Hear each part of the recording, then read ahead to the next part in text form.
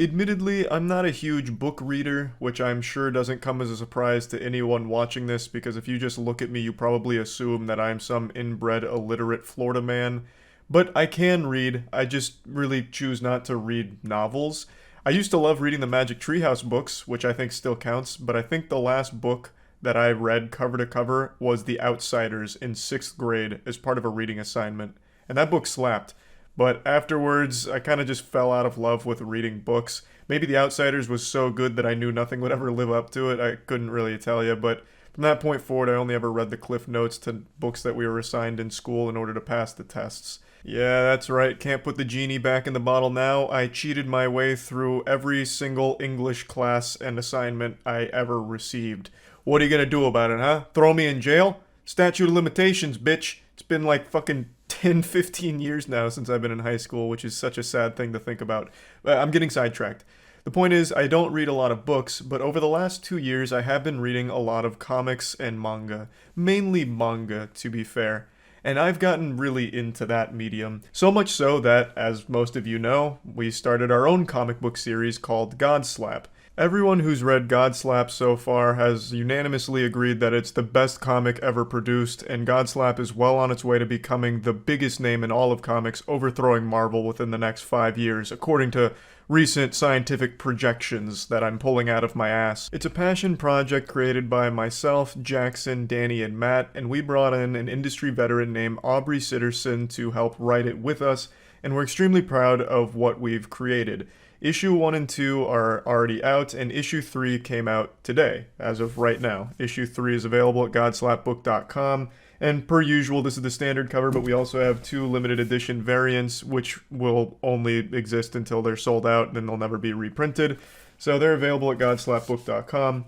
But the point of this video isn't just to toot our own horn about how amazing Godslap is. The purpose of today's video is to show you a wild comic series that I started reading, because it's a very long-running one. I think it's been going for almost 24 years now. It's called Tarot, Witch of the Black Rose, and it's got a lot of nudity in it. In fact, I would argue the focal point of this series is huge titties.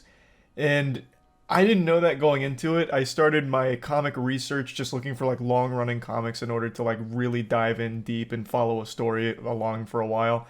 So I read 54 issues of Tarot, Witch of the Black Rose, and I'll be honest, I probably couldn't tell you a single narrative plot point that happens across any of them because the focus is mainly on like pornographic material.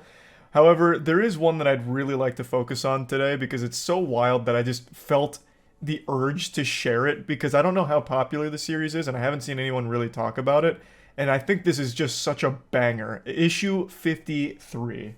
I'll tell you right now, issue 53 is a fucking diamond. It's a masterpiece of art. It tells the emotional story of a ghost nurse haunting some woman's vagina and trying to get it back, to steal her pussy. So I'm not going to show you every page here, but I'll give you the crucial ones. So here's our 2 main characters. It's Crypt Chick and Skeleton Man. So their backstory is Crypt Chick died in a car accident, Skeleton Man feels guilty, and he was blessed with the ability to still see her, and now they work together for the sake of justice. And this crackshot team takes on a new case with these 5 clients, some ghost nurses. You'll notice they're bleeding, and they're bleeding in spots where body parts were taken from them. So while they were alive, they were organ donors, and, well, their organs got donated, and then they decided to change their mind, and they want those body parts back. So you can tell by my censoring, one of them got her vagina donated. This information startles Skeleton Man and Crypt Chick, and being the good guys, they can't let it slide. They plan on stopping them from stealing those body parts because it's no longer theirs. They donated it. You can't change your mind. It's in the contract. So they try and prevent them from killing the people that now have the body parts in order to get them back. Unfortunately, they're too late for the first victim. The first nurse pops in like the boogeyman here and rips the lips right off of this innocent woman's face, saying, "You're too late. I have already retrieved what I came for," as she dangles those lips like they're a fucking piece of Mr. Potato Head. He says, "You took her lips," to which she clarifies and corrects him, "My collagen. She used my collagen to inject into her lips. They are now mine again." Also, there's big tits on the page. The woman's lips were ripped off, but her titties are laid bare. So I don't even understand what the real point of that is. That's not even like a sexy thing. This is a woman who's now dead because her lips got ripped off, I guess, which instantly killed her. You know, I'm no doctor and I'm not an expert on anatomy or anything, but I feel like if you get your lips ripped off, it's not just going to be like this instant death switch on the human body. It'll probably just be one of those things you'll be like, oh, fuck, ouch, my lips. Ooh, jeez, God, goodness, Jiminy Christmas, that hurt. I don't think it just like instantly kill her. But regardless, she has passed away now, rest in peace. Anyway, moving on, Skeleton Man is traumatized knowing that this is a real menace. He has to stop these undead nurses from taking body parts from the innocent women that received them. So he tracks down the next victim, which is the woman who's received a vaginal transplant. And he knows this is going to be a race against the clock. So this fucking madman busts through her window like it's the DEA raiding a meth lab in order to warn her. So he shouts, "Samantha Brown, you have to get out of here. Your vagina is haunted." Which is an absolutely iconic line. The fact that this isn't more well known is criminal. Now, not to be the Grinch that stole the vagina and took the magic away here, you know, I'm not trying to be like Scrooge and ruin the season, but let's take a deeper look at this statement. Get out of here, your vagina is haunted. Well, how the fuck is she supposed to get away from it? It's on her body. She pees from there. Like, it's always going to be haunted, even if she does take Skeleton Man's advice and gets out of there. Her vagina will continue to be haunted no matter what, so she's just fucked. Samantha clearly has a hard time believing him, so he tries to explain. You recently had an operation done on your vagina to make it look more jovial. Now a bunch of zombie ghost nurses are coming to take it. You have to leave now. To which Samantha says, get out of here, you're crazy. But then the zombie ghost nurses show up to confirm what he's just said. No, he's not. And Samantha Brown says, oh my God.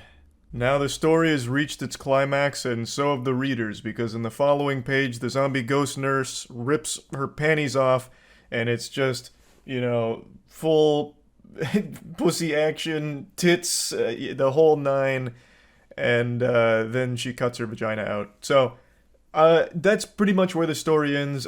Crypt Chick gets jumped by the other zombie ghost nurses who strangle her, which kills her again. Which is a wild concept, like a ghost strangling a ghost kills that ghost that got strangled. I feel like that's an interesting idea of how ghost combat would work. But anyway, Crypt Chick doesn't stay dead for long because Skeleton Man arrives at the scene, drop kicks one of the zombie ghost nurses, and then hugs Crypt Chick back to life. And through the warm embrace of the hug, the energy was enough to revive her back into being dead. But, like, not super dead like she just was. So, like, there's, like, two levels of death. There's death in the form of, like, spiritual zombie ghost, like Crypt Chick. And then super death where it's even more dead than that. So he brings her back to that lesser death layer. Thanks to the good bear hug. And then the other three nurses, they have, like, their heart, lungs, and something else that they need to go get from other victims. That's not important because by far the star of the show was the pussy nurse. Having to reclaim the vaginal transplant was a compelling story that I've never really seen tackled before, which surprises me because when you really stop to think about it and break it down, it's a story about be careful what you wish for. In this case, Samantha Brown wanted a more jovial pussy, but never really stopped to think about the price of such an operation. And I'm not talking about the financial price, I'm talking about the iron price that she would have to pay down the line. Because that jovial vagina had to come from somewhere, and unfortunately in this case it was a vengeful zombie ghost nurse spirit. You can see why I have such a deep appreciation for this issue. It's very interesting. I don't usually read like hentai or porn comics or anything, but Tarot, Witch of the Black Rose is still an interesting adventure nonetheless. And I just wanted to share this one because it's criminal that it's not more well known about how hard issue 53 goes. But yeah, anyway, that's really about it. Godslap issue 3 is out right now at godslapbook.com. Be sure to pick up a copy. I'm sure you're going to absolutely love it. And yeah, that's about it. See ya.